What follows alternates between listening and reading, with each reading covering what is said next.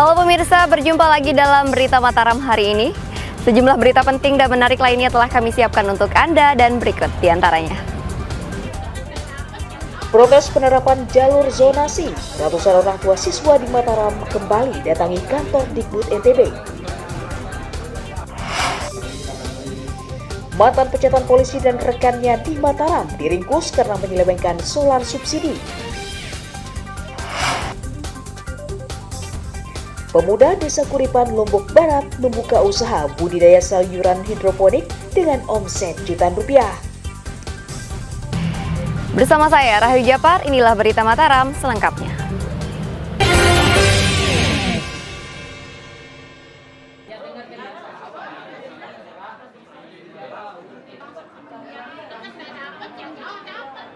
Ratusan wali murid kembali mendatangi kantor Dinas Pendidikan dan Kebudayaan Nusa Tenggara Barat untuk menemui panitia pelaksana jalur zonasi sekolah.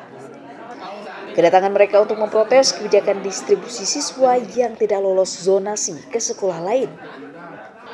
Mereka mengklaim kebijakan zonasi dan distribusi merugikan siswa karena mereka terpaksa bersekolah di tempat yang lebih jauh dari tempat tinggalnya. Asmiati, salah seorang wali murid, menyatakan anaknya didistribusi ke SMA 11 Mataram. Padahal sesuai domisili, anaknya semestinya masuk zonasi di SMA 5 Mataram. Para orang tua siswa meminta kejelasan tentang informasi penambahan kuota rombongan belajar di sekolah tempat anak mereka mendaftar. Zona saya dari rumah 680. Saya daftar di SMA 1. Kalau dilihat dari nilainya anak saya bisa dapat. Kalau dibuka mari kita buka. Belum zona saya dapat. Dioper saya ke SMA sebelah. Gimana itu? Enggak. Janjinya enggak sesuai dengan harapan. Kalau saya mau taruh saya di zonanya saya walaupun tidak di SMA 1. Warga yang Kota Mataram yang sebenarnya berhak. Jadinya kita ini tersingkir. Silakan kalau memang ini diverifikasi kembali, kita ikuti sistem seperti sistem di Jawa Barat. Diverifikasi kembali, bukan kembali dia. Kembali. Kami ini bukan butuh makan, bukan ini butuh pendidikan untuk anak-anak kami. Hingga Selasa siang, sejumlah orang tua masih bertahan di kantor Dinas Pendidikan untuk menunggu kejelasan nasib anak mereka dari Kepala Dinas atau Panitia PPDB Kota Mataram. Emi Kusuma melaporkan dari Kota Mataram.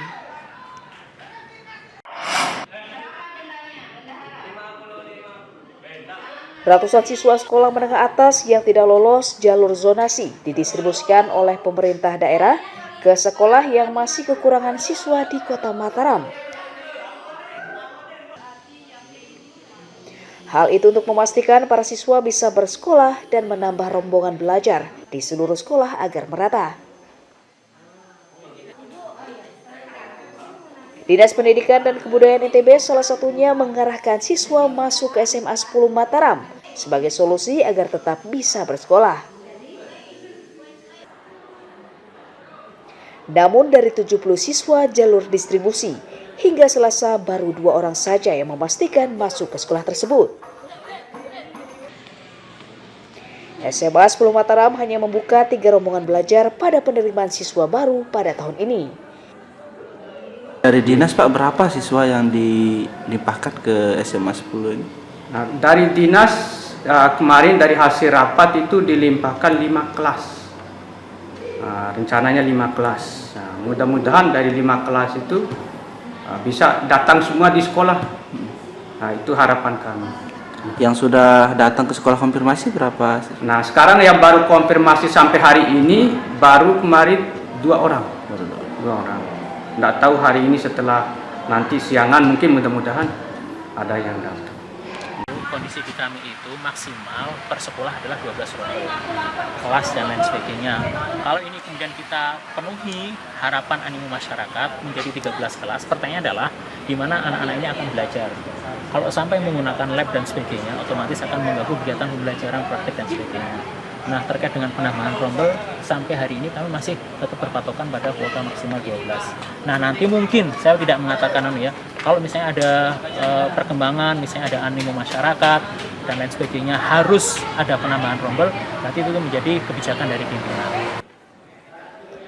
Dinas Pendidikan dan Kebudayaan NTB mempersilahkan para siswa yang tidak lolos jalur zonasi agar mengikuti jalur distribusi sebagai solusi akhir yang ditawarkan. Emi Kusuma melaporkan dari Kota Mataram.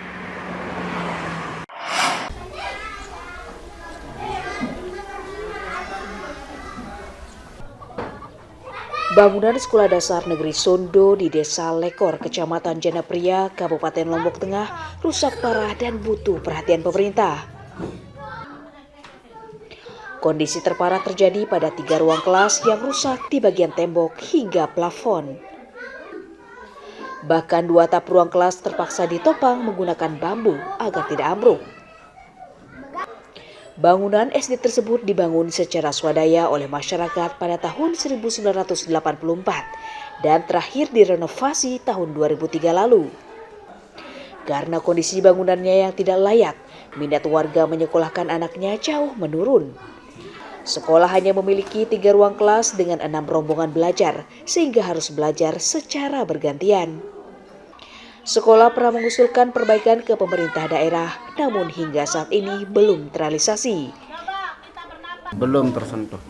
Hanya janji-janji saja. Kayak ibaratnya itu janji caleg sudah itu. Tidak ada sama sekali sampai saat ini. Ini cukup nggak ini ruang kelas ini? Tidak cukup, tidak cukup. Kalau pada di sini belajarnya di mana? Di luar, itu di bawah pohon mangga, ada yang di teras. Selain merenovasi ruang kelas dan bangunan sekolah yang rusak, sekolah juga berharap pemerintah daerah membangun ruang kelas baru agar aktivitas belajar mengajar bisa digelar serentak. Lukmanul Hakim melaporkan dari Kabupaten Lombok Tengah.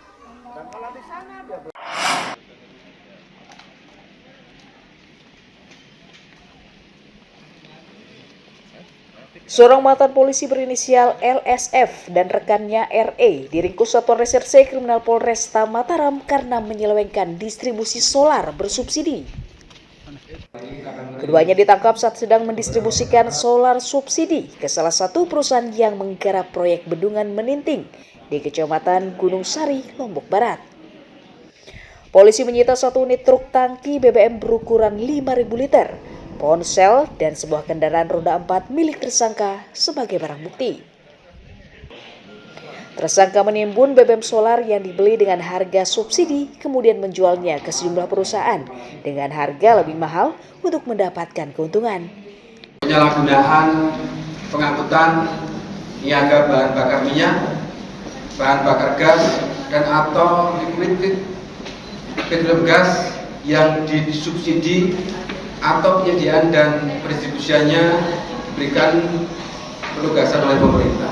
Tersangka 2 orang sudah kita tahan di Polres Mataram dengan inisial LSF dan RI. Yang bersangkutan ini mendapat dari wilayah Lombok Timur. Jadi ada yang didapat dari mencicil, dalam artian mereka menggunakan jerigen.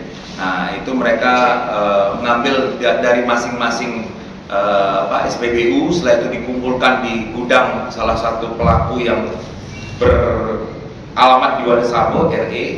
Nah setelah terkumpul baru dimasukkan ke dalam tangki yang isi 5.000 liter dan baru dibawa ke Mataram untuk mengisi tadi tempat penampungan yang ada di wilayah proyek bendungan Meninting.